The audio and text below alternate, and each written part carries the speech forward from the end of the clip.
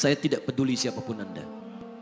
Anda pernah bermaksiat, Anda pernah berbuat salah. Kita manusia yang tidak luput dari dosa. Tapi saya ingin berikan tawaran dari Al-Quranul Karim. Quran surah keempat An-Nisa ayat 100, posisi paling kiri sebelah bawah. Pernah ada orang berbuat maksiat yang tak terlukiskan. Ada seorang yang pernah bunuh orang. Bunuhnya bukan 1, 2, 100 orang. Tak terlukiskan bilangannya. Kriminalitas tidak perlu diukur karena Anda akan lelah menghitungnya.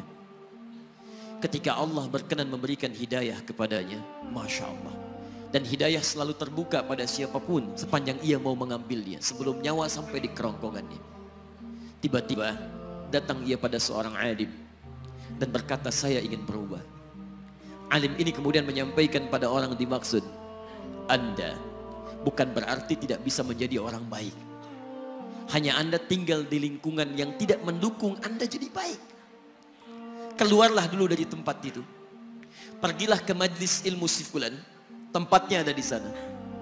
Datang ke sana. Belajarlah. Dan Allah akan bimbing Anda berubah dari keburukan menjadi orang yang terbaik. Didengarlah nasihat alim ini. Berangkatlah orang dimaksud. Menempuh perjalanannya. Tiba-tiba Masya Allah. Belum sampai ke tujuan, di pertengahan jalan, konon disebutkan lebih sejengkal, tiba-tiba maut datang menjemputnya. Thumma yudrikul maut. Apa yang terjadi? Langkahnya dihitung sebagai ibadah. Dalam terapnya dia beristighfar, tobat kepada Allah subhanahu wa ta'ala. Taubat yang menghadirkan cinta Allah subhanahu wa ta'ala. Quran surah kedua ayat 222 di ujung ayatnya.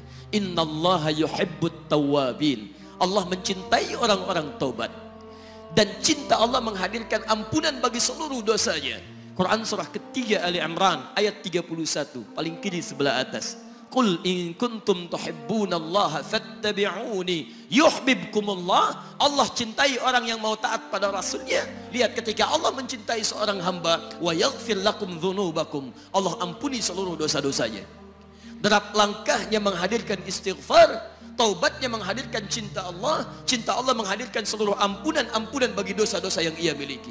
Maka apa yang terjadi? Di tengah perjalanan maut menjemputnya. Thumma yudrikhul maut faqad waqa'a ajruhu 'ala Allah.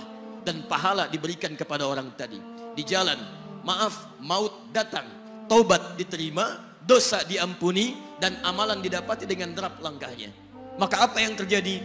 Thumma yudrikhul maut faqad waqa'a ajruhu 'ala Allah. Pahalanya dituliskan oleh Allah, dakhalal jannah, kata Nabi, masuk surga orang ini. Anda bisa bayangkan, pernah bunuh orang 100 orang, mabuk tak terlukiskan, kriminalitas tak perlu dihitung. Ketika dia mau bertobat, datang ke majlis ilmu, Masya Allah, meninggal di tengah jalan, kata Nabi, dakhalal jannah. Bertobat diampuni dosanya, derap langkahnya ada pahalanya, dakhalal jannah. Turun ayat untuk melukiskan tawaran yang sama kepada kita. Wa may yuhajir fi sabilillahi yajid fil ardi muraghaman katsiran was'a. Siapapun yang mau berubah kembali pada ketentuan jalan Allah, kalau dia masih punya batas-batas kehidupan, kami akan berikan kelapangan di sisa hidupnya dan kelimpahan-limpahan kenikmatan selama dia hidup.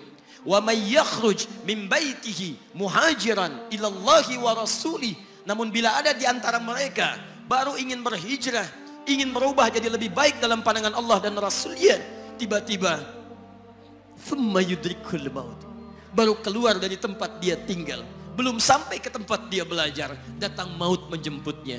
Faqad waqa'a ajruhu 'ala Allah. Kami terima semua amalnya, kami ampuni dosa-dosanya, dan kami tuliskan namanya di dalam surga.